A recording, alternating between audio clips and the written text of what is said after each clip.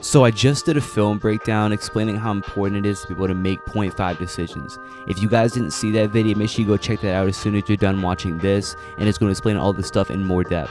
But right now, I'll give you guys a quick run through of what 0.5 decisions are, and then I'll give you guys a workout you can use to be able to work on the physical skills and shots you need to be able to make. A 0.5 decision is essentially just a decision that you make within half a second of catching the basketball.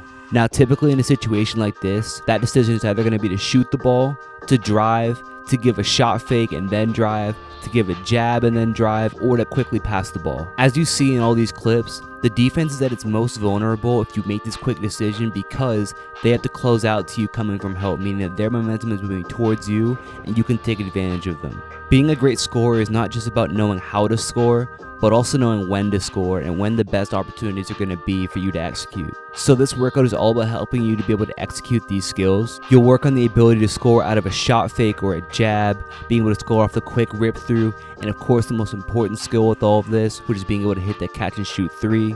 We'll start off the workout with some ball handling and transition into some 2-foot finishing. And of course, this is called 0.5 decisions, meaning that there's a decision-making element that has to be included within this.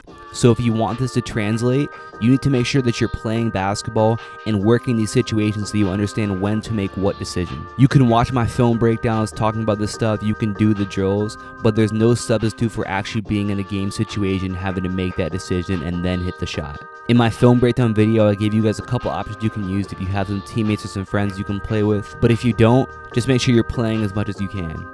Let's get into it.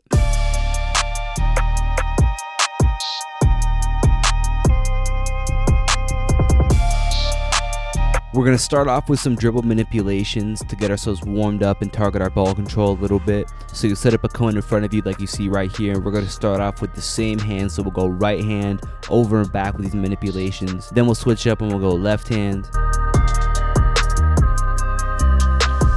Next we'll go triple manipulation into a crossover. So I'm going to go 1, 2, 3 crossover, 1, 2, 3 crossover, repeat it as you see right there. Next, we'll do the same thing except between the legs. And then we'll go behind the back.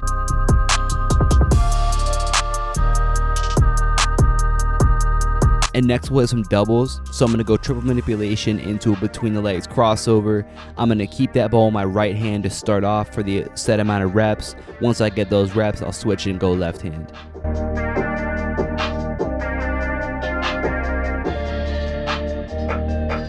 Next we'll go same thing, but between scissor.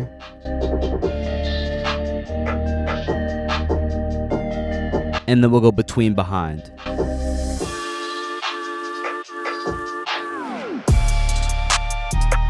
Now we're gonna go with this full court lane line freestyle. So as you see, I'm starting under the basket where the lane line starts, and I'm going with a creative freestyle, getting across the lane every time. There's a chance to be creative, push yourself. Don't be afraid to mess up as you see me do here. This is where you really start to bridge the gap between your ball handling, feeling good in practice, and it feeling good in games.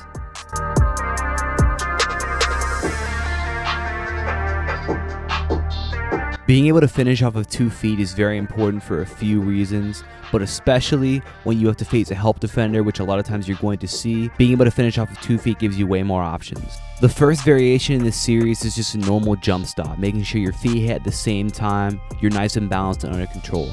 We're going to start this out of a self-toss so we can just get in that habit of making that 0.5 decision to quickly rip through an attack. Next, you'll go with a jump stop into a pump fake, making sure that you take your time, you don't rush this pump fake, you really sell and show that ball so that defender jumps, and then you go up for the finish.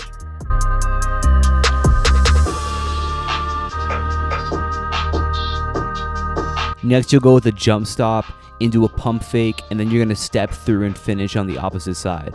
Very important here that your feet land at the same time so you can choose which either pivot foot that you want. And again, it's important right here that you take your time on this pump fake, that you really sell it to get that defender to jump, and then you step through and you can go ahead and finish with whichever hand that you want.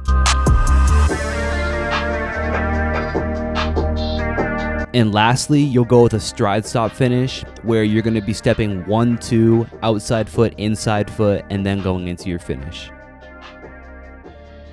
Now we'll go into a little bit of a shooting warm-up, which is going to directly target the same shots we're going to be shooting out of game situations later in the workout.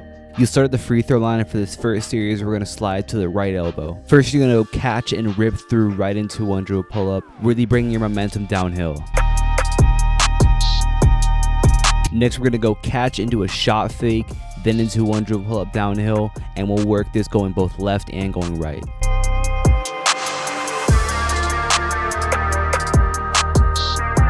Next, we'll go right into a jab, going towards that side that you're sliding to, and then we'll go pull up in the middle.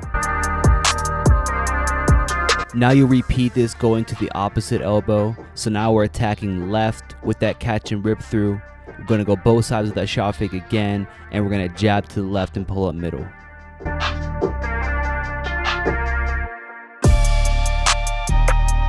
Now we're going to work on these same shots coming off of a relocation, off of a driving kick. For this first series, you're going to start by drifting up towards the wing. You're going to catch, and we're going to go rip through right to the middle into a finish. After you get those allotted reps, you're going to go same thing into a pull-up, either one dribble or two dribble.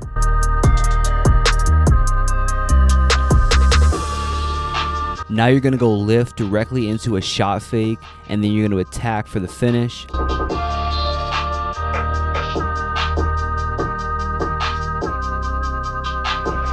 After you get those reps, you'll go same thing, except you're going to go into a pull-up.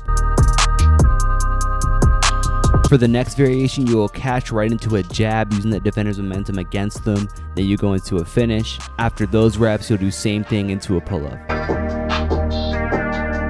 Now we're going to go with the same series, except we're going to go out of a drift to the corner.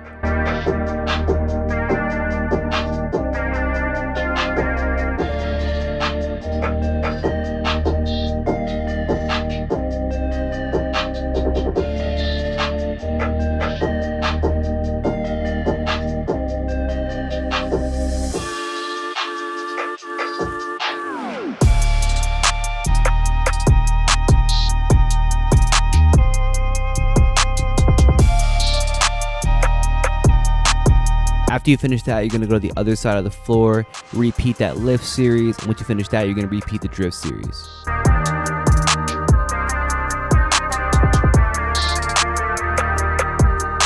To finish out this workout, we're going to get to the most important part, which is your ability to hit the catch and shoot three coming off of this relocation.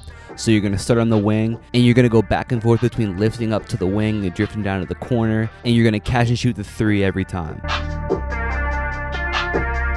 Your ability to execute in these situations is super important if you want to be an effective scorer. This is how the majority of basketball is played. If you're able to score efficiently in these situations, you'll be able to be effective in almost any situation that you find yourself in. If you guys enjoyed this workout and you want more in-depth stuff, make sure you guys check out the perimeter scorer system, which has even more detailed workouts that target these 0.5 decisions, split catches, attacking with the shot fake, trigger step, jabs, as well as many other workouts laid out for you in a step-by-step system. The link to join is in the description, and I hope to see you in there. Make sure you guys drop a like and subscribe, and grab my free Elite Perimeter Scorer workout, which is linked below as well. Talk to you guys soon. Peace.